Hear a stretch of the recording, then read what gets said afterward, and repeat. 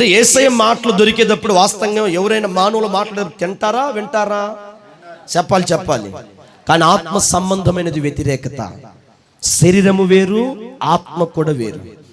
కానీ ఇప్పుడు యేసు ప్రభు మాట వింటే, యేసయ్య మాట నీ దగ్గరికి వస్తే, యేసు ప్రభు స్వరము నీ యొద్దకు రాబడినప్పుడు నువ్వు చేయాల్సిన పని, ఆయన మాటలు నీకు దొరికేటప్పుడు నువ్వేం చేయాలి తెలుసా? భుజించాలి. భుజించడం అనే పదార్థాన్ని చూడండి.